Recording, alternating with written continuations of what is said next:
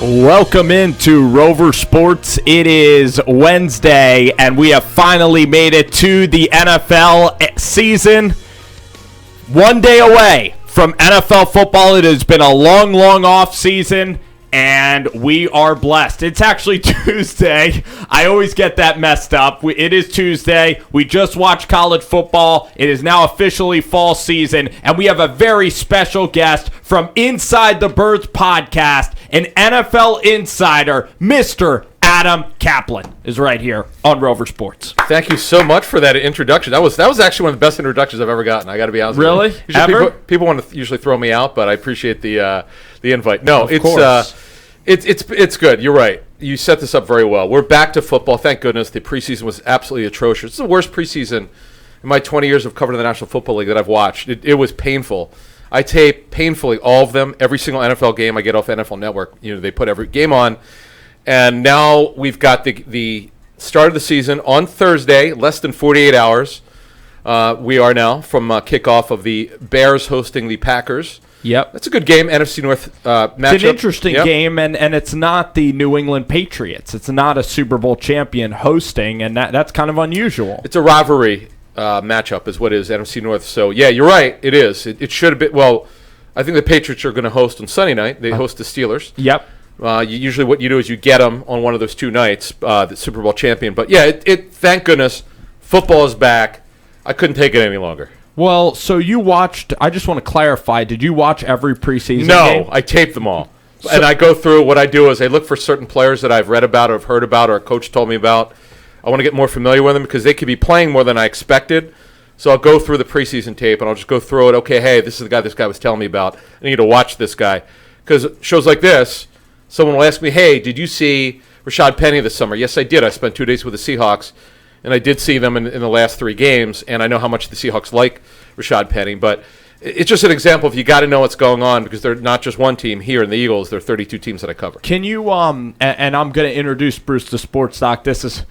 I'm not going to say it's my last question for you, Adam, but I'm just curious. Who are some of those players that you covered, and where did you go this summer? Yeah, who are some of the guys around the league that are under the radar guys that you have coveted?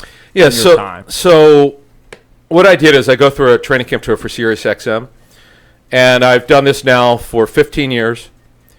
And what happens is I just go to cities. I'll pick out of 32. I'll pick the teams where the term is juice, teams that have a lot of energy and there's a lot going on where I need to get questions answered. So I went to Buffalo, for example. Yep. They're a team that spent wildly in free agency. They food their starters on their offensive line. I know Sean McDermott, the head coach, pretty well. I know some of his assistants. Brandon Beane. Yep, Brandon Beane's the GM. I know Chad Hall's the receivers coach. I've known Chad forever. And he's a new guy. They had he's a new receivers coach. Guy, and yeah. So they're loaded, right. Zay Jones you're talking about, their wide receiver. So I wanted to see them. I wanted to see Joe Douglas, who I know. I want to see the Jets. They have a new coaching staff. Wherever there's some questions about teams that I think are going to be better than they were last year, I pretty much visited them. I saw 18 teams this summer. I spent 5 days with the Eagles. I saw them the most. But I started with them and I ended with them. That's kind of how my tour usually starts. But again, sum it up, I want to see teams that have questions and teams that I think are going to be better than people expect. All right. So these are the teams that I would say, and I'm curious if you've went on their trip. So for me, the most fascinating teams in the NFL, I think that I'm going to say San Francisco is an interesting team. Saw them for 2 days. Yep, for sure. Kyle Shanahan, where is Garoppolo going to be? Cliff Kingsbury. Kyler Murray, a lot of unknowns. Maybe you just think that they're going to be flat awful, so you didn't go there. Spence, I wanted to go, but I have a budget of $5,000 a year. If it's over a certain amount of money, I got to pay for it, so I can only do so much. Oakland Raiders. Oh, I was with them for 2 days, and Hard Knocks was filming. I've been there for 15 years. There's nothing like it. I know they only let Raider fans in there or Raider season ticket holders, but it is a bucket list training camp. It is unlike anything I've ever seen in my life. They tore up a parking lot in the back of the Napa Marriott and put a football field down. I mean, that just doesn't happen. So and with John Gruden there and my friend Paul Gunther, the D coordinator I've known forever. He coached at Ursinus at 25 years old. He's from here, Paul Gunther. Mm-hmm. Mike Mayock. I know Mike really well. It's kind of bizarre to see all these people that I know personally working together. I don't know John Gruden very well, but it was good to go out to Napa Valley. What was Chucky's personality like when you saw it? Energy. Now I would tell you, This is in the midst of the nonsense with Antonio Brown. So that was part of it. And then on that day, Gabe Jackson, their starting center, suffered a sprained knee, so he's been out a while. So it was not a good day the first day, but it was good to be there because the Rams were there. And one thing before we move on here, one of the things I like to do is I like to go to these camps when other teams are there. So I was with the Rams. Joint practice. Right, joint practice. I was with Rams and Chargers, Rams and Raiders, Eagles and Ravens. I did 14 out of the 12 out of the 18 teams I saw that were working together. It saves me time and money. Guess what?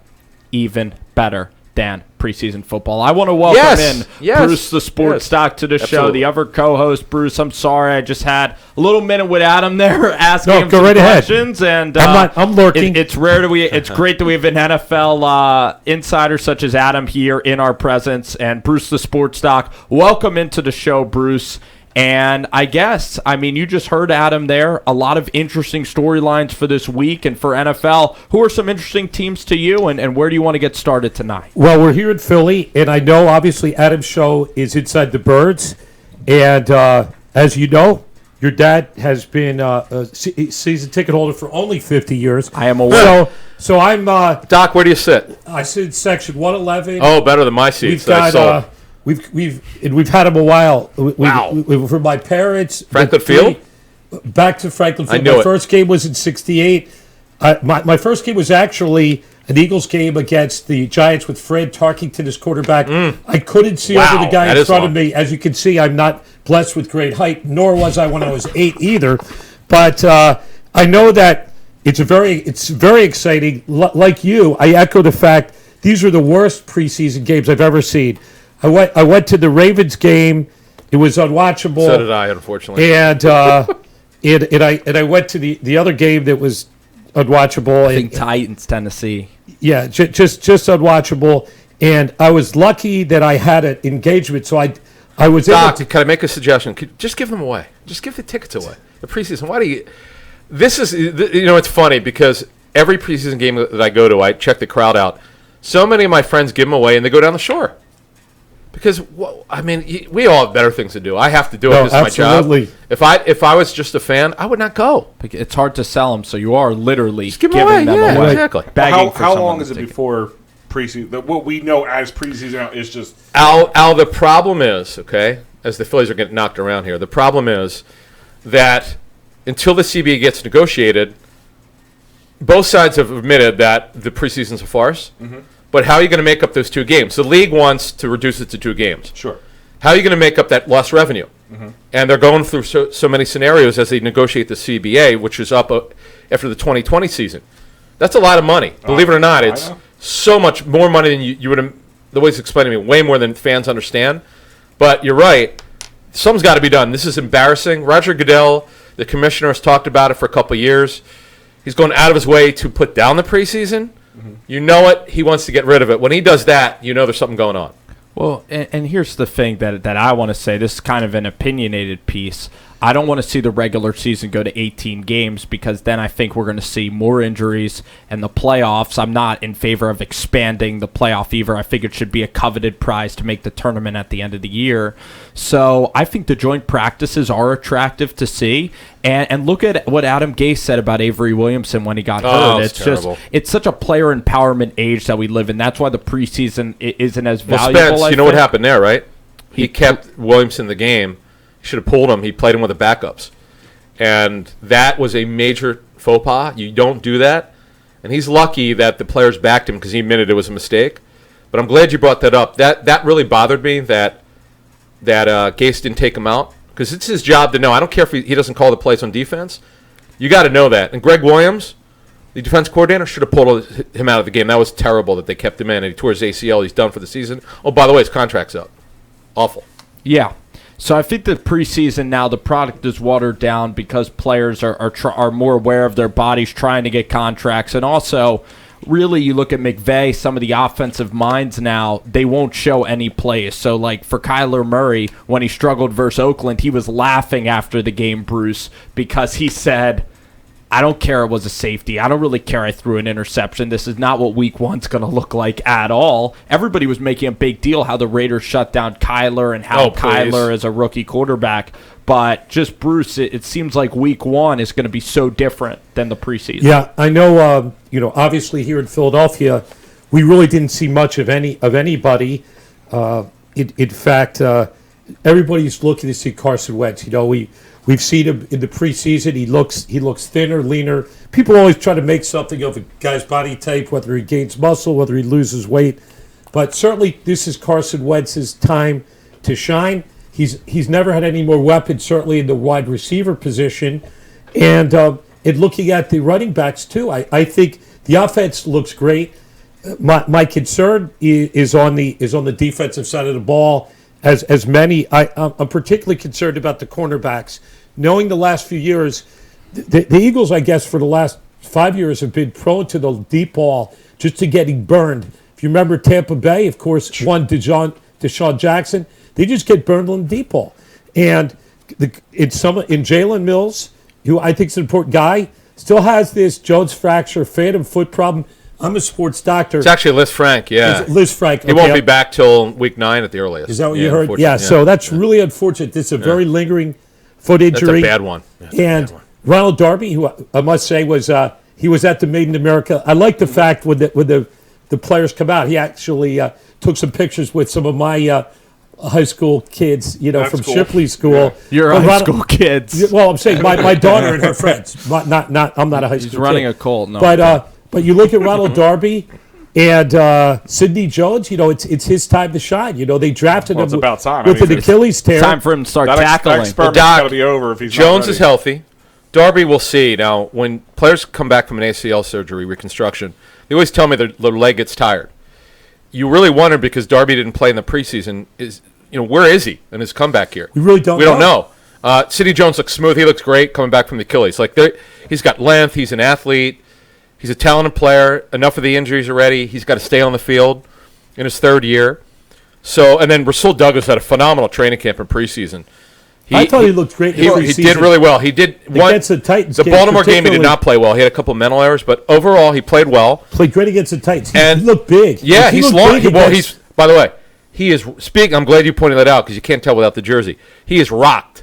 Okay, he is rocked. He's built his body up. Looks like an Adonis here, but we could say that this is radio or wherever it is. Yeah, it's on the internet. Kind of. Yes. Yeah. So the bottom line is they're loaded down in the secondary now. They're coming back. A lot of them are coming back from injury. Darby, right? Darby's coming back. Rasul's healthy. Avonte Maddox, we didn't mention. He'll be their slot corner. He could also play outside. By the way, we only have 4 corners on the roster right now. Which is hard to do, but they're lucky. They're going against maybe the NFL's worst receiver corps. The Redskins literally have nobody. Terry McLaurin's a rookie. They're really excited about talking to them about it, but the Eagles' defense should not have any problem shutting down the Redskins offense. I think that they have a slot guy like Trey Quinn. It's okay. Yeah, Jordan Reed right now is healthy. Probably not going to. He's got a concussion. He's not healthy then. Unfortunately. His brain isn't healthy. He's not healthy. I want to ask you a question. Go ahead, Al. You brought up Rasul Douglas. I've always been really a big fan of Rasul. And my question was, it took until we lost almost every backfield secondary player we had for him to finally get time. What has been the holdup? Al, it's funny. Yeah. You mentioned that. This time last year, he was their 5th corner. Yeah. He only played because, as you mentioned, so many guys got hurt, and then they were like, wow, this guy could play. Now, he's not fast. He's what we call a grabby, touchy, uses length and size kind of corner. If he doesn't get it, the guy's going to run by him. He doesn't run that well, but he's tough. A la Jalen Mills. Right, exactly. Yeah. With length. The guys with length typically don't transition their hips very well. But Douglas has really turned the page here. So their top 4 corners are actually very talented. It's just that, as we were all talking here, are they going to be healthy enough? And that's a concern. But this week, they should be fine. Week 2, Julio Jones has stared him in the face. I think he had like 10, 12 catches against him last year. Yeah. Right. Calvin Ridley. You look at Hooper Sanu. The last 2 times we played him, it all came down to Mr. Julio Jones catching the ball, and 9 times out of 10, that's called. Do you remember the Byron Maxwell game? Hopefully you could forget it, but I haven't. I remember it. I've seen nightmares on that one. Mm-hmm. Yeah, absolutely. I think the year that the Eagles won the Super Bowl, they played Chicago on a Sunday night. No, it was during the day. They smoked them. Mm-hmm. Are you sure it wasn't a night game? No. You know how I know? Because which game? I'm talking Monday Night Football. Maybe that was year. Was that year 1? It was Doug's first year. Jordan Matthews dropped that pass. Mm-hmm. They still beat the Bears badly. Oh, they smoked them here. They beat the Broncos and Bears. They scored like 97 combined points. Oh, yep. It was a Sunday. It was John Fox's last year. Oh, yeah. Second last year. It was terrible. terrible. I don't know who the quarterback. I don't know if it was Trubisky or Glennon. I wanted to ask you, Adam, since you've been around, since you've been traveling around all summer, I'm curious, what are the pillars of really good franchises and their training camps? Are there physical training camps? Are there arguments amongst the coaching staffs? And then you've been on training camp tours where, like, I'm not going to say that like a Steve Wilkes or a first year guy that gets canned. You've been to really unorganized, the Cleveland Browns. Cleveland wouldn't fit that. You're absolutely right. I want to know, what are the pillars of a really good training camp, and how do you know that it's a circus and there's Spence, no this organization? is a great question. So I was at the Jaguars camp for 2 days, and one thing that bothers me is when players are standing around. So I'm talking to Leon Searcy. Searcy was a former left tackle starter for the Steelers and Jaguars, and he does radio now. And he says, "Hey man, did you see this guy?" So I was like, "Yeah, why are they standing around? Like, coaches complain all the time that they don't have enough time. Well, let's go. You've got guys just 10 minutes there just watching this one part of practice when they're in the team portion part of it. You should be on another field." I'll give Chip Kelly, as much as people badmouth him, there's certainly stuff you could say that's negative and true about him. There was always something going on at Chip Kelly practice. Guys are always working. There's never any standing around. Take advantage of the time that you have. Don't start complaining you don't have time, and that bothers me, and it's not the only camp. I think Doug Marrone is actually a pretty good coach, but never have people standing around and complain that you don't have time to work, guys. That's valuable time you're not going to get back. Great point. How about New England? What did they do? They're very efficient. They're very efficient. The Eagles are very efficient. Not a lot of standing around. Most camps, Cleveland with it's funny you mentioned Cleveland and Hugh Jackson. They stood around a lot. In fact, they did a combined practice. I won't mention the team a couple years ago that Hugh went off script. Like this practice, when you work with another team, they have to be scripted. Hugh Jackson went off the script, and that team told me they would never work with him again. It's just so funny you brought that up. Off the script. Just want to mention again, we have a special guest in studio here at Rover Sports, Adam Kaplan, NFL Insider, Inside the Birds. You could get it on any platform you want. You want YouTube, Periscope, Facebook.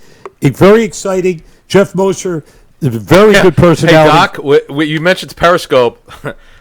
We got 14,000 people watching us last Saturday for the cut down day, which is double our traffic. We need more events in this town. My goodness gracious. And we did it last year. We had 10,000 watching. It is amazing on a Saturday, and you mentioned the holiday weekend. I'm like thinking, don't people have anything better to do? No. They love their Eagles. I mean, it's unbelievable how glued they are to anything Jeff Mosher and I do. They listen. We appreciate the support. It's been way better than we could have expected. I'll explain it for you real easily. The simple fact of the matter is you sat through a lot of garbage football for 4 weeks. For that Saturday. You sat to see, because just to watch 90% of a team fall apart, because you know you're not going to see most of them. Right. Maybe a few on a practice squad to where now. And it's funny how the writers, all the beat reporters, they do their final 53. I got 50. I'm not a beat reporter. I cover the whole league, but I did my own mock, and I got 50 out of 53 right. Someone got 52. That's hard to do, man. To predict that. 47. There you go. Yeah, 47's pretty good. You're a very proud of my 47. You're Joe Lenardi over here. I was proud of that. I know in Philly.com, McLean is the guy. Jeff, yes. So I think he probably, I think it was pretty close, maybe 51, something like that. It's hard to do. Yeah, and who was your surprise for the Eagles, Doc? Who was your surprise cut? I'll tell you, my surprise guy who made it was the center.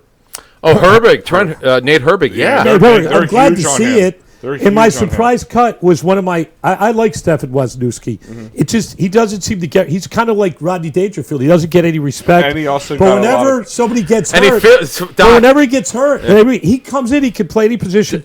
I heard that there's certain people on the line whose names aren't mentioned who don't like Wisniewski, and they're very happy to see him get released. But he keeps coming back like a bad penny. He's like syphilis or Vegas. You can't get rid of him.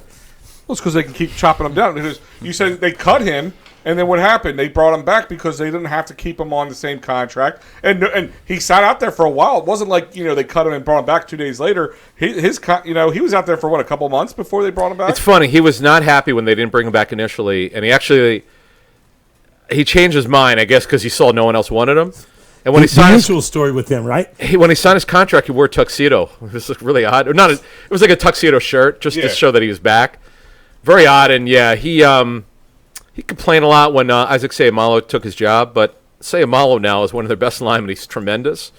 Another Howie Roseman pick that's worked. It didn't look good in the beginning, but one of the reasons why the Eagles are an elite franchise is if you look at their 22 starters, only 12 of them, actually 12 were, actually it's interesting, 12 of their 22 starters were not drafted by the Eagles.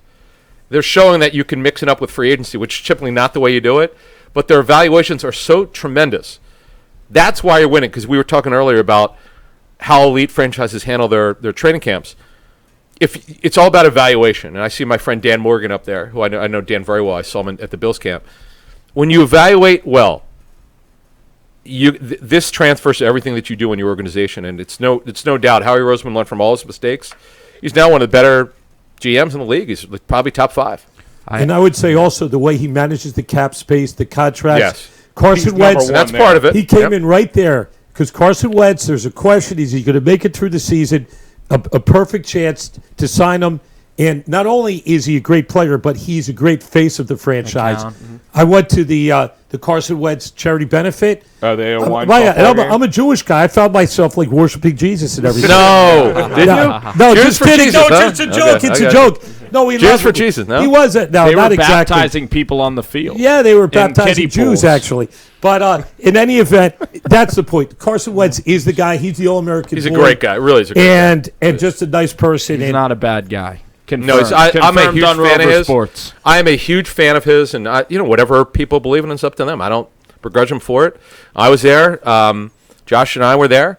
It was a great event, softball event. It was fun. It was also small. There was a lot of intimate action between the fans and the players. He was great. And how about Jake Elliott? Like, maybe his field goal kicking is inconsistent. He's a good softball player. The best athlete not only is he a great softball player, hit a bunch of home runs. If he's not a scratch golfer, he's less than a 5, and he's tremendous. He's a way better tennis player than I am. I watched him. Tennis? I'm a pretty good tennis player. Tennis. I'm a power hitter. This guy, I would not get a game off him.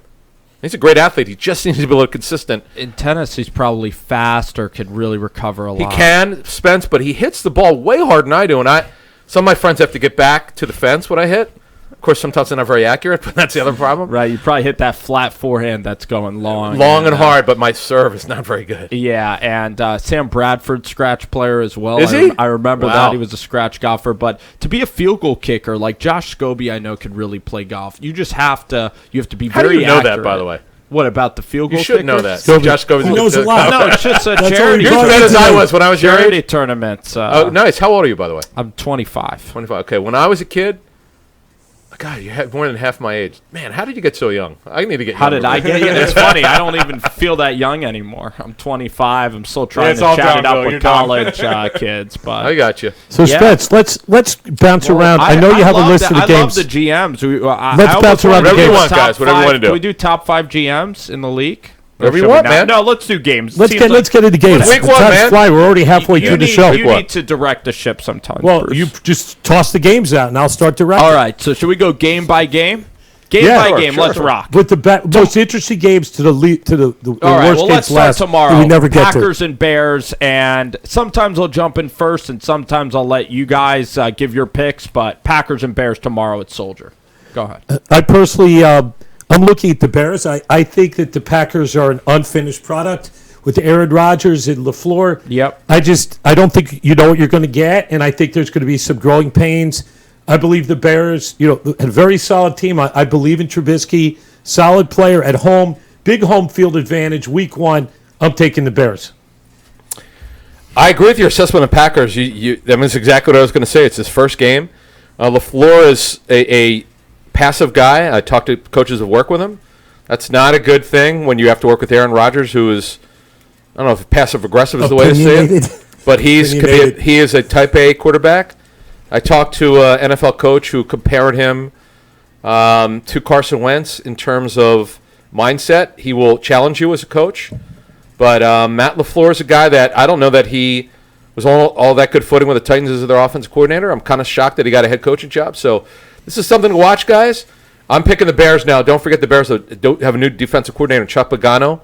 Vic Fangio is now the head coach of Denver. That's something to keep an eye on. Mm-hmm. Vic did an unbelievable job, and I don't know if their defense will quite be the same. We'll see. Yeah, and I look at last year, the first game, the Bears kind of blew it. I think that Trubisky, with David Montgomery coming into the fold out of Iowa State, raving reviews, I think the Bears roll in this spot. I think Trubisky is so undervalued. I think he's a big-time talent. You like him that much, huh? Yeah, I like Trubisky a heck of a lot. I think Nagy coached one of the worst games in the playoffs. He was so his play calling in the playoffs was so conservative. You saw Trubisky in the fourth quarter. He had a ton of success versus the Eagles. I think the Bears were the better team in that game. Nagy was just absolutely awful. And that decision to not lose to the Minnesota Vikings, letting the Eagles come into the playoffs and beating you, an indefensible move for Matt Nagy. So he has a ton to prove this year. I love the Chicago Bears. I'm going to a game now that I think is my big upset pick of the week. Upset special. This is we have an alert. This is the mortal lock of the week. Here it comes. Swami. What does Chris Berman say? Swami says, and we go down to Jacksonville, Florida, and I'm gonna take the Jacksonville Jaguars really? over Wow. the Kansas City Chiefs and Patrick Mahomes. It's week 1. Wow. Leonard Fournette, Leonardo Fournette. He's fresh. He's healthy. He has a new mindset. You know what wins in week 1? Defense. These athletes, you know what I compare week 1 to, Bruce? I compare it to when I was a kid and I'm playing at White Manor Golf Club and I'm at the pool and you get a frozen Milky Way. And you're trying to bite. Not a Three Musketeers. You're trying to bite into a frozen Milky Way, and you can't even. I'm talking with braces or without. You can't even bite into. I'm taking this analogy. The offenses in week 1, they're like trying to bite into a frozen Milky Way because these 300-pound best athletes in the world, they're as fresh as they're ever going to be all season. So you're going to see ugly football. You're going to see negative plays. You're not going to see people running the football. In November, in December, when teams are worn down, that's when the Milky Way becomes very eatable. That's when it becomes, So now just use that analogy. How does that relate to the Jags, Nick Foles, and Leonard Fournette? I don't think that. Try to make that all work for me. Mahomes is not going to be able to bite into that Milky Way because this Jaguars defense, Josh Allen out of Kentucky, Yannick Ngakoue, Calais Campbell, Marcel Darius. This defensive line is so talented. The Jaguars last year had Blake Bortles. Doug Marrone is not that great of a leader. But this year, I think Nick Foles is good for their chemistry. They're not going to win because of Nick Foles. The Kansas City Chiefs offense is going to be horrid. They're only going to score like 14 points, and the Jaguars are going to win. Whoa, they're going to 20 to 14. But look, the Jaguars D is going to bounce back. Talking the Jaguars, Spence. Cool.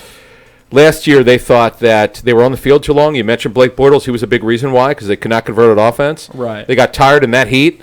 But you have an advantage of that heat in week 1, being in Jacksonville. It'll probably be in the 90s. I was just there. The worst humidity in the country.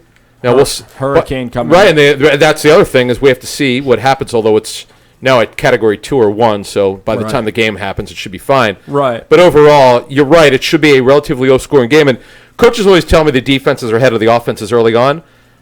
But you're picking. Wow, that is ballsy. I couldn't do that week 1 because you think that the Jags offense is not hard good to pick enough? Against Mahomes. So much momentum. There's so much last year. passing options are crazy. It doesn't mean that. And by the way, God. Even if the Chiefs lose to the Jags, and I'm correct, this doesn't mean that I think the Chiefs are going to have a bad year. It's just in the NFL, you have to go week by week, and crazy things are going to happen at the beginning of the season. And I don't think Spencer listen, it's a crazy pick, I think, in some ways, but it's not as crazy as you would think because I think Mahomes and the Chiefs coming off as hot as they were, I think they may play down a little bit to the situation. I think you're going to have a new team with Nick Foles and the Jags who are gelling a little bit better. I don't know. I think it wouldn't blow my mind, but it would still be an upset. Al, what do you think the line is for the game?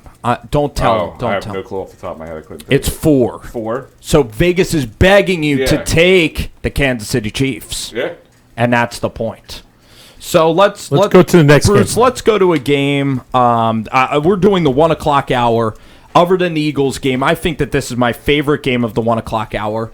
Adam was just at both training camps. It is Bills and Jets, and the Jets are 3-point favorites at home. A lot of unknowns here. What are you looking for in this game, Bruce? Well, I think this is one when we were talking about betting, and we tend to do that a lot. And now that it's legal, you could even talk about it more, even on the air. Absolutely. And it's taboo now. I think that the Bills had whatever you could glean from the preseason, they seemed very organized I'm a Josh Allen guy. I think he's got a lot of talent. You and I are, for the most part, not big Sam Darnold guys, although he supposedly has a stronger arm. You've got Le'Veon Bell coming. Adam Gase is a wild card. Obviously probably the hardest working guy in the league, as well as the most. He lives in a hotel, by the way, next to the complex. I actually ran into him. Guy. What was he like? We have that to was so crazy. What was he like to meet? Was he eating pizza? Did you read that? No. Pepperoni pizza? No. What, Spence? What is the story? There's an athletic story about Adam Gase that said that he would wake up Dowell Loggins at like after midnight to come. He would knock on their house door to try to awake them. Adam Gase also, he can watch 14 hours straight of film. He's like a hermit. He just lives in the film. He is married, believe it or not. Yes. And after they even tell about the C-section. How about that's a great story. What's this? Listen to this. After the baby, I might have to send you the link to the story. Oh God! After the baby was born, after his firstborn, he left his wife in the hospital and said, "Are you okay?" And then he raced back to beat Peyton Manning for a 2:00 meeting. So the guy. That's right. They said, "Do you want to cut the umbilical cord for your son?" Oh, he said to his wife, "He goes, are you good?" And he beat Peyton Manning back. Peyton said, "What are you doing in a meeting? This is your first child." So you see the smelling salts at least on the sideline with Adam Gase. Adam Gase too. He drinks like maybe 20 ounces of coffee. Like he's crazy. He's from the Patricia mold. So I'm at I am working for the American Flag Football League last spring, and I was there's a hotel chain called the Archer. It's a new chain. It's beautiful, great hotel. It's next to the Jets complex. And I'm walking, and I'd heard he lived in there. I'm like, why would he live there? That's odd. Other than he just got there in February. You figured he'd move out after a month because he'd buy a house. He's still there, and he walked right by me. I'm like, wait a minute, what the hell is he still doing there? It's June already. It's just odd. Like, why would you be in an apartment? So, but he's like that. You just outlined it very well. And he has the money. He did smelling salts with himself. I saw it all before the first preseason. We're talking preseason. Stuff, and you could see him on the sidelines with his hands in his face with the Dolphins. I mean, there was film of that. I mean, it's not a secret. It was out there. So yeah, he's a different guy. Go ahead, Bruce. What do you think about the game? So what I think about the game, I don't have a strong feeling about the game, but I would say I like the Bills in the game. Maybe it's a gut feel. I like Sean McDermott. The Jets are still the Jets. They just fired their president, who's Neil Glatt. Neil Glatt is related to Paul Glatt, who's my plastic surgeon friend. Nice. And they also selected a guy in the third round that they just cut, and they fined him over $100,000. Yeah, it wasn't this draft though, right? Wait, was it this draft? Yeah, was it was a McCagnon, polite guy from Florida. He was fined over $100K for wrongdoings in the Jets organization. Because you can't cut that's embarrassing. Just a character misevaluation by Mike McCagnon. Mike McCagnon never should have gotten the job. It was Charlie Cashley special. Charlie was a friend of his. Mike was a college scouting director for the Texans for many years. He had never been a personnel director. And what you have to do is, Charlie was involved with the NFL, and he's on a selection committee for coaches and executives. And Mike would have been on any list without Charlie. And Charlie and I had this talk where Charlie said, I wasn't in the room when he was selected, but you got him on there. What you should have done is get Mike an experienced personnel man. His right-hand man should not have been someone in their 20s. Get someone in their 40s or 50s, and maybe it would have worked out because McCagnon was in way over his head and was a complete failure.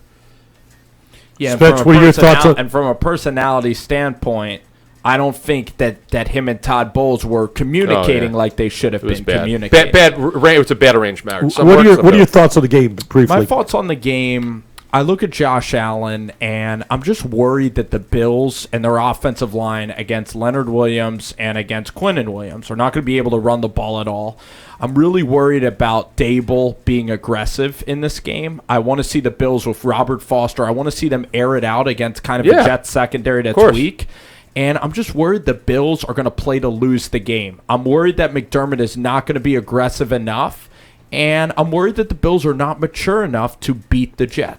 Spence, I'd say this. From spending time with the Bills, with John Brown, who's still an elite deep threat, with Robert Foster you talked about, you air it out. Like, the Jets set corners are not good. Tremaine Johnson was awful last season. He's also hurt. They're hopeful for week 1. But you air it out. I totally agree. You got to come out aggressive. If McDermott micromanages it, then shame on him. I like hearing that. I hope that the Bills can win. Unfortunately, I think that the Jets can win. And Sam Darnold, do you think he's going to have a bounce back year? I think he'll be good with Gase. Gase is a good manager of offense. I think he'll do a good job with him. Darnold, I don't know that he'll ever be a top 10 quarterback. He's a guy, if the talent is around him, if the defense is good, he'll probably be a winning quarterback. I'm going to be greedy with this next selection of games, and then Bruce, you could take us to the discussion of a couple more games. We'll talk Eagles, Redskins to wrap up the show. My team is actually the New York Giants, and I'm going to say that. Wait, on air. You like them? Well, or you're not an Eagle fan? You got to start booing. Go ahead. If you feel the urge. I'm not going to say we when I talk about them. But I have how? Oh, hang on, his mother's from New York. Okay, that was going to ask. I married a girl from New York. Okay, and then I was cursed. How does that? How many kids do you have? More of a giant. I have 2. And okay. They both really like their mother a lot. Okay, I got it. Like that. Okay, I understand. I still go to the Eagles games though. I respect my dad, and I go to Sixers game. I'm a Sixers fan. You better be a Sixers fan, or I'm gonna have to leave. I'm a Phillies fan, and I go to the Eagles game. But the Eagles, they're a very rabid fan base, and the Giants are much more. Don't wear your Giants stuff at the Eagles game. You might not be safe. Yeah. I know that, especially where you're sitting. Wait, right here in front of Al. Did we just say Giants fans are more laid back? Giants. I don't know about that. You've been to Giants games. They don't even stand up on third down. Rough. No, they're older and very quiet. They're not. Well, they're not like Eagle fans. Okay, they're not as rabid. They're not as involved. Not at all. Jet fans are crazier, I think. Oh yeah, 1,000,000%. I would agree with you. So tell us about what's your breakdown of the game? I think the Giants can beat the Cowboys. Even with Zeke? How about if Zeke signs in an hour? Zeke should sign within the next 24. Yeah, I think the Giants' defense is good this year. I really love Dave Gettleman. Like, I think that he takes way too much flack. I absolutely I call him the slacks monster. As a Giants fan. You know why? Why? His pants were pulled up all the way. It's pulled up to like his... No, whether he pulls them, he's like and I say this in all due respect. His belly button, yes. If I ever get like that, please, I will tell my wife to send me to a home. Okay.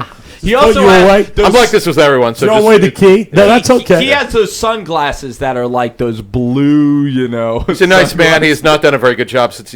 Now, I was at the Senior Bowl. He's not doing a good job? He has not done a very good job. Wow. Now, I will tell you, full-heartedly. Spence, I was there. Now, no. I think, because I criticized McAdoo and Jerry Reese. I think that he's had to clean up Jerry Reese's mess. I love everything. The Ogletree trade, you don't trade for a linebacker and pay him a lot of money. Al Ogletree's a nice player. You're right. He's not special in any way. It was a stupid trade. He hasn't done well. I'll give you that. Here's the problem last year was you didn't know what Gettleman was doing. Are you trying to win or are you trying to rebuild?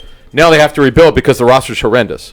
So he made a mistake. He misevaluated everything this year. Now, if your guy Daniel Jones is good, I was at the Senior Bowl. I saw him. I like what I saw. I was sitting next to a current NFL offensive coordinator who said he had never seen him before. He liked the way he looked. As we know, Jones had an historic preseason, incredible. But, folks, that's AAA baseball. The NFL regular season is the major leagues. There's a major difference. Yeah, and you said the roster's horrendous, and I actually disagree because I like DeAndre Baker. I think he's going to be really good. Yep. I like Jabril Peppers and Buffea and Julian Love, so I think that there's a lot of secondary depth on this New York Giants team. You still have Jack Rabbit Jenkins, who's kind of your mentor. The linebackers, I will agree, are very weak. You have Ryan Connolly, you have Tay Davis and Ogletree, I agree. But the defensive line, I think, is going to be really nasty. You have Dexter Lawrence, Dalvin Tomlinson, and B.J. Hill. Plus, you have the X-Man, and you also have Marcus Golden, who's looking fantastic. Here's my question. I agree with you. They're going to be very competitive defensively. Yes. How are they going to score? They're going to score with Evan Ingram, Saquon Barkley. This is the best offensive line Eli's had in a long time. Kevin Zeitler was acquired. Yeah. Nate Solder. There's a reason why he's now on his third team, so you know. Well, wasn't he an all-pro in Cleveland? He's not anymore. He's not that good. He gets very overrated. By the way, being a Pro Bowler is not hard anymore.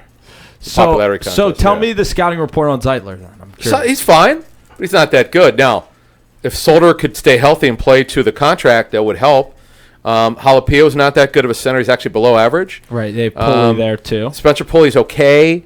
The problem is at receiver, they've got literally nothing. How about Mike Remmers? What do you think of him? He's below average. He shouldn't be starting. How about Will Hernandez? He's a good player. Second year. Right. So you have Nate Solder, Hernandez. The center is dicey. Zeitler is overrated. So 2 out of 5 is not going to win you. I'm sorry. But you look at... But you are decimated. My brother. Spence, they're going to have problems scoring. They're going to have problems scoring. Well, you look at Saquon Barkley. He's a talent. They're going to have to win. Spence, they're going to have to win 17-10. He had 2 scores and 200 yards against the Eagles last year. He's a stud. No, Barkley's a stud. They couldn't win. I'm just saying, you're not going to win off of that alone.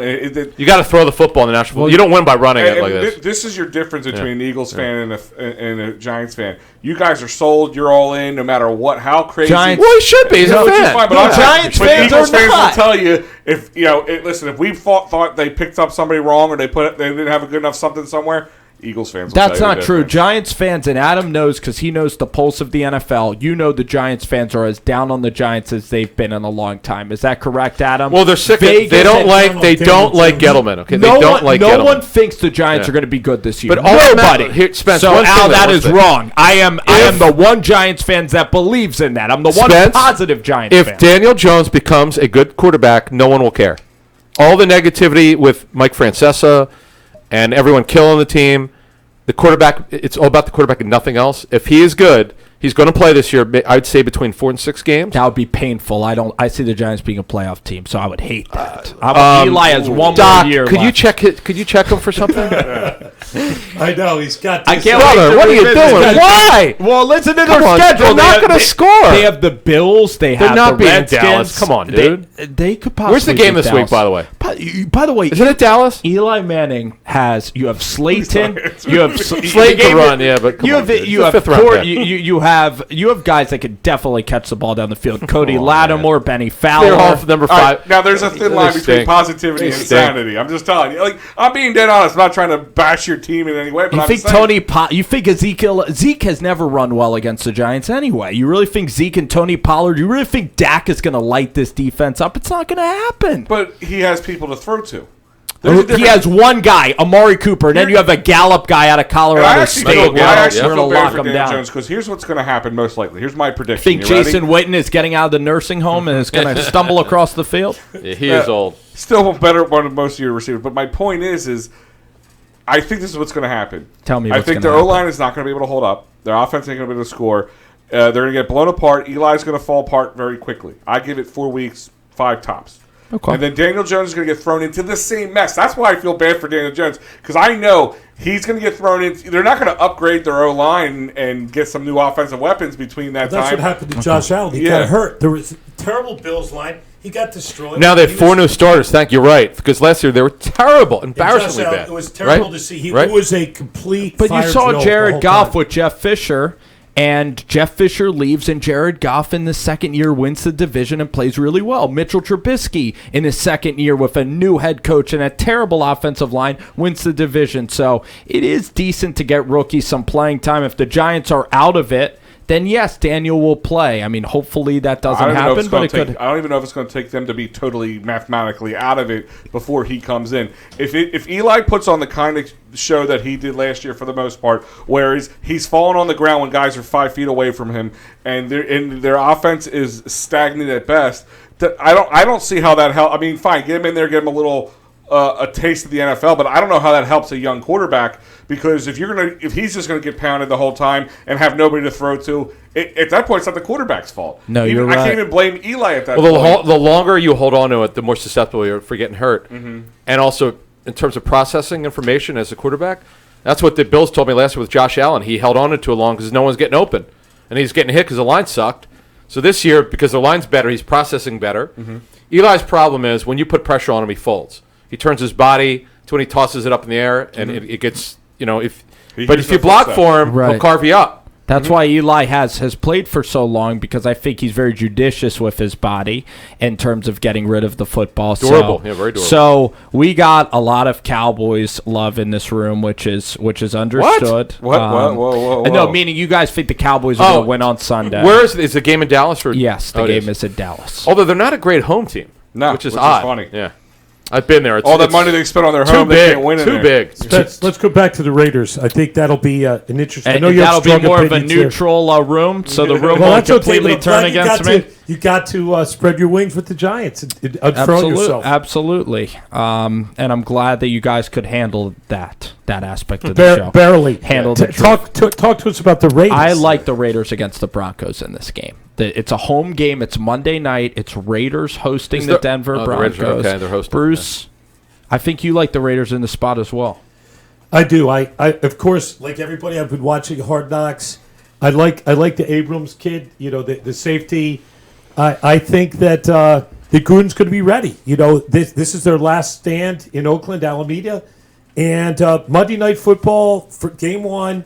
I just feel the Raiders are going to win this game. Maybe it's a gut feel.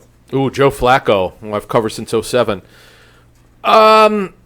Defensively is the problem with the Raiders. They just don't have enough talent. They've upgraded it on the front, but they're going to have issues rushing the passer. They're going to have issues at corner.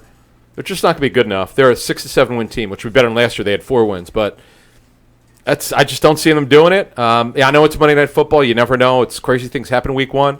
I'm hoping Flacco comes out. Emmanuel Sanders is back from his Achilles. Cortland Sutton is a breakout candidate.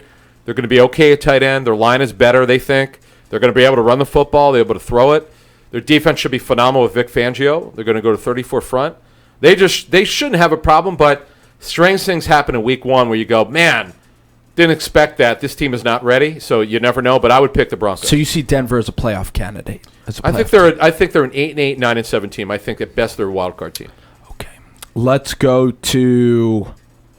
I wanted to get your opinion on this team, the most polarizing team in the NFL, the biggest bandwagon team in the NFL. Oh, the Browns. It's yes, the Cleveland I know. Browns. Yeah, it's the Cleveland Browns. That's not hard to know, yeah. So, Freddie Kitchens, Odell, Jarvis Landry, what do you think about this experiment, short term and long term? So I think, and I spent 2 days with the Browns with the Colts in Indy 2 weeks ago. If Freddie Kitchens handles success well, if let's say they start off 4-0, if he just ignores all the hype, fantastic, because they'll be good. On the surface, this is a 10-win team. I think that's their zenith. I think that's as high as they can go. But if he doesn't handle success, because this time last year he was not even the quarterback's coach, he was the running backs coach. Okay, until Todd Haley got fired, he was promoted to OC. Had never called plays before. Did a phenomenal job. That got him the job over Kevin Stefanski, who was here. He's from Philly. His dad Ed used to be the Sixers GM. Kevin should have gotten that job, but because he did not work with Baker Mayfield, they wanted to give Kitchens the job. Freddie's on the fast track here. He had a health scare. He almost died many years ago. So you think he would handle the pressure, and he did a great job last year. But he's on the fast track here. Like, this is being a head coach of the National Football League is unlike anything you go through in your life. And that town where they're starved for a winner. And if they start off poorly, we'll give you the corollary. If they start off 0-4, it is not going to be pretty. You just talk about the hype, Spence. It will be really bad. I don't know how he's going to handle it. That owner is not afraid to make quick, impulsive decisions. He's not a good owner. Jimmy Haslam means well. He's got a lot of money, and his dumbest thing that he does as he speaks up thinking how good the team is, he should never say anything to the media. He just needs to keep his mouth shut. I know he owns the team. Nobody needs to hear from him other than the coaches and the executives. It's a common factor. And Bruce, I look at that division. And how would you assess the Steelers versus the Browns? Do you see the Browns winning that division, or do you see a team like Pittsburgh or Baltimore winning the AFC North? I'm not big on Baltimore. I think Lamar Jackson is overrated. I think he's going to get exposed. I've heard him speak. I don't want to judge. That was enough. I heard him say something. I don't want to judge him by that. The Wonderlic score. I'm not a Baltimore. I'm not buying in on Baltimore. Not a Baltimore guy. But I do believe in the Steelers as a solid franchise. So I picked the Steelers to win the division. How about my Vikings? My friend Paul Allen of the Play Voice just texted me for something, but. That's a team I think is going to be way better. And Baltimore and Minnesota, I think, are very similar. We want to run the ball, hide the quarterback, don't let him throw very much, and win with defense of the running game. I get it. It's funny because John DiFilippo is a guy that people in this show that we do a show with. We have a guy named Charlie Bowles. He's probably listening. He's one of our co-hosts. He knows DiFilippo very well. And What's his name? John DiFilippo. No, I know him. Charlie Bowles. I'm going to text Flip right now. John DiFilippo. Okay, I'll text him right now. Does he know? Does he know Charlie Bowles? Who is Charlie Bowles? Is sweating. Well, Charlie Bowles is a crazy guy. What he is he's a real estate developer who's a huge SEC guy, but a very B-O-W. Flip went to, Flip went to Radnor High, right? Flip went to Radnor High. Yeah. Charlie Bowles' wife was a JMU lacrosse he went to player. JMU, yes. So that's how they know that from the James Madison family. So I'll text him right now. By the way, if Bowles does, if he says he does not know Bowles, Al, is Bowles ready for this? Is Bowles gone? Right now. Is he off the island? Rejected? Is Bowles gone? He owes us a couple steaks. I know that. This might be the most embarrassing moment in Rover Sports if Bowles. If he doesn't know Bowles. Hang on, I'll text Which him right Bowles now. is his wife's name? Okay. What's his wife's name? That's a good point. That's a good question. Julie, I think. Julie Bowles. Just say Bowles. You know the last name Bowles. Bruce, do you think what is the ETA of the text time for DiFilippo? Are you thinking a 5 minute? What are you going to bet it? The over-under on this? I think he's going to get rid of it. How do you spell his last name? Bowles. Now, to answer your question is, yes, Steelers are going to win this. And that's not just saying that. Because here's my thing. Just text him. Antonio Brown gone. The Steelers have been a quiet team, but have made improvements. They're not flaunting it. I have family from Cleveland. I know a lot. I follow a little bit more Cleveland than an average Philadelphian would. But I don't see it. I don't see it. I'm not sold on Baker Mayfield. I don't see the Browns. You don't like Mayfield, huh? I don't dislike him. Wow. I'm putting. Everybody's already got him blessed as the next big thing coming. I'm giving him some more time to. There's a lot of immaturity and some issues that I want to see him kind of work through. I think he has the talent. I'm not sold on him just yet. Spence, how about Odell? That's fair. How about the Odell Mayfield? I think that's going to blow up. I liked Mayfield. I think bringing in Odell is way too much drama. When Odell played for the Giants, it was too much drama. I think that's one of Gettleman's best moves. So I look at Baker Mayfield, and I think Baker Mayfield is too cocky for his own good, like you alluded to, Al. Yeah. But Mayfield is really talented. They're going to have a lot of explosive. And it's not even just him I worry about. I mean, you said there's a lot of. This guy their coach has to. There's a lot of different personalities that they got to keep in check. I think Cleveland's going to be 8-8 at best. I'm going to put 8-8 right there. I give a win range of 9 to 10. I do win ranges. Last year I nailed it. I had them for what 7 to 8, and they were 7.5 technically because they had a tie. Yeah, ties. Another thing dumb. That was like the first game of the season too, wasn't it? Was it? One of the first couple games against I don't the know. Steelers? That's embarrassing. But yeah, it was one of them. You're right. Yeah, and so my thing is that's why I have the Steelers and Baltimore. I agree with Doc totally. I'm not sold on Jackson. I don't think he has the football IQ. I think they're gonna have a really good defense, and if he's a game manager, he'll keep them in. Well, I talked to Greg Rome in the OC. You're talking about Lamar Jackson. Yes. He said, look, he's picked up everything he's given him, and they're not spoon feeding him like they did last year because it was a tough situation. Sure, yeah. In season, you just have to of course peel it back and just get him through the season. But he says he's handled it, but I don't see him throwing a lot. I think, look, they're the only NFL team last season, other than the Seahawks, to run it more than they throw, which is ridiculous in this day and age. Unless they decide to start throwing them, come out throwing. But my point is that I'm not sold on. I think they're going to try to keep him as a game manager at best. Try to win, like you said, kind of hide him a little bit, but do enough. Let his feet do a little of the talking if he has to, but not too much. Ultimately, I think on paper right now the Steelers have the best team ready to go to win that. I'm going to pick them. Yeah, I'm going to pick them. And I believe there's another team in there. I don't even. Yeah. Well, Bengals are like. Yeah. I don't even know if Cincinnati knows. We have Adam Kaplan here from Inside the Birds podcast. He's an NFL insider, and again, we're so privileged and happy to have Adam on Rover Sports. And Adam, I'm going to direct this conversation. I want to thank you guys for Bruce and Al and everybody here because we haven't talked that much Eagles lately. Yeah, wow, we haven't talked about them at all. I'm going to circle back to the Philadelphia Eagles by mentioning this team, the Houston Texans, and the Jadeveon Clowney trade that happened this weekend. Were the Eagles close to getting Clowney? No. Talk about the Houston. Who is running their team? Is it Bill O'Brien? Talk about all the crazy moves that Houston made. Okay, so first of all, they don't have a general manager. O'Brien got in a fight with Brian Gain, so Gain got fired. So he brought in his guy, Jack Easterby, who was the team chaplain for the Patriots. He's his now right-hand man. So I said, someone did Easterby pray to get that deal done with? I mean, the whole thing is such nonsense. They got robbed. They got robbed in the Duke Johnson trade, giving up a third-round pick for a backup running back. Like, what are you doing? How about the Dolphins? What do you think about that? Well, look, they're in a total rebuild. They're pulling a Sashi Brown. They're pulling let's tank without saying we're tanking, and we're going to rebuild. And they've got a lot of draft capital. Look, the Sixers did it. Now it's a different sport.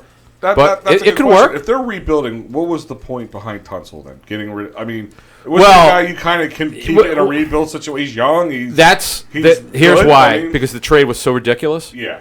Like you can't say no. That's why you knew the Eagles weren't even in it. They were not. They were in the Clowney, but they never made. What they did is, my understanding is, they discussed it. They discussed the short term and the long term. The problem is, had Clowney not been on the franchise tag, completely different story. They would have gotten him. Yeah. But there was a non-starter to go in to give up compensation and to for a 1-year rental. Exactly, Doc. And if he got hurt. How about the jealousy? Plus, it's very hard to extend this contract. Was Houston jealous over Andre Dillard? They've denied it, but they're lying through their teeth. They wanted Dillard. What you know in the National Football League is if you want someone, go get him. Howie Roseman is the master of it. Now, although it turned out to be, well, I wouldn't call it a blessing. They would have been wrong anyway. In 2014, when they drafted Marcus Smith, Eagles, they were going to draft Clinton Dix. Yeah. The number one guy on their board at that spot was Brandon Cooks. The Saints traded up in front of him because they knew the Eagles wanted a receiver. The next guy on their board was Clinton Dix. The Packers got him. The next guy, unfortunately, was Marcus Smith, but he should have been a second-round pick, not a first-round pick. Roseman should have traded out. He claims he couldn't because of Chip. And he claims he couldn't find the right trade partner, and it was a miss. Oh man, that's the real story. That's a classic whiff. Also, that guy missed. Couldn't play. Total miss. Yeah. Crazy inside the NFL knowledge here with Adam Kaplan. How much did the Andrew Luck retirement have to do with the Laramie Tunsil trade? Because you look at Deshaun Watson, he gets banged around a lot. Where the Texans I don't want to be Josh Rosen or Ryan Fitzpatrick right now, because if you don't have a left tackle, they don't have. They have nothing at left tackle. It's embarrassing. Josh Rosen has been through. It's a shame. I know he's been through the ringer. It's been terrible. 5 offensive coordinators. And Brian Flores now. The good news for him is he's still going to make money and be employed. But I think he's the next Brett Brown in the NFL. Don't you think, Bruce? How can you tell if he's a good coach or not? You can't tell it. And if like the Sixers, they keep him around. They gave him the benefit of the doubt. And this year will not to transcend into basketball, but in my opinion, I'd seen enough of Brett Brown by the end of last year. I was ready for a trade. Oh, you don't like him, huh? Brett Brown. He's a great guy. I just think a lot. To not be able to get a shot off at the end of that Raptors game. Just to not be able to call a play to get a shot off. I'm not. It's odd because they were one of the better inbounding teams in the NBA last season, but they couldn't. This one was horrendous. Yeah, it's funny you bring up the Sixers. I'm a diehard Sixers fan. That's great. You're a diehard. I flew out to the 0-1 finals on my own dime. Okay, that's how sick. You could wear your baseball hat. You flew out to LA. Yep, I did. Sat next to Danny DeVito, and then the other game, Anthony Robbins. It's so easy, by the way, to get one seat. It's people. You can't get rid of them. And I went on YouTube. I went on eBay and bought them. Back in the day, too. I kind of liked it, too. I sold my Eagles season tickets off eBay in 20 minutes. 20 minutes, $40,000. That's great. And I should have waited. I could have got more. I'm sure I could have. Are you a college football fan? A little bit, not a lot. I don't watch a lot now. My buddy coaches for Memphis. He's on the Memphis staff, so I'll see him when they play Temple. But no, I don't, because the seasons overlap. I just don't have the time. Is Mike Norvell the head coach of Memphis? Yes, he's still there. He hasn't left. Is he your friend? No, I don't know one of the assistants. Don't know. All righty, that is awesome, and finally, Bruce, let's talk about this Redskins matchup. Do you see the Eagles rolling over the Skins here in this match? I do. I for a lot of reasons. Firstly, it's game one. It's at home. The Skins are, I think, a wounded team, not a good team, a very dysfunctional organization. Carson Wentz is going to have his way. I like the new running backs for the Eagles, the acquisitions, Miles Sanders, Howard. Again, my reservation is, but you're up against a team that has no passing offense, so the area of weakness will not be exposed. It's a good way to say it in this particular game, but I think it's going to be fun. It's going to be a party as it usually is at home, and I'm looking for a final score. A final score. Okay, I'm going to go. I'm going to go big. I'm going to go 28-13. I'm going to go fairly big victory.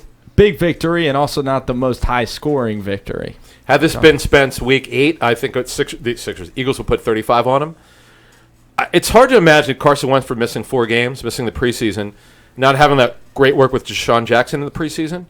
Like, why they play Cody Kessler, why they started him with Deshaun Jackson was the asinine. I think Doug Peterson's a great coach. There's zero benefit for doing that. That's why I think their timing might be a little bit off, why they won't score over 30, unless they're turnovers, of course. There might be in this game, because the Eagles' defense should do very well against the Redskins' offense. But to sum it up, I'm going to go 27-10. Eagles. 27-10. Do you think we will see a lot of audibles from Wentz? Because last year we got a lot of audibles, not a lot of run plays. He was hitting Ertz all the time. Do you think that we're going to see more running the ball and then maybe more play action? Well, Spence, did you see the Eagles playoff game against the Bears when Foles, Darren Sproles had 13 carries? That can't happen again. Like Ajayi tears his ACL.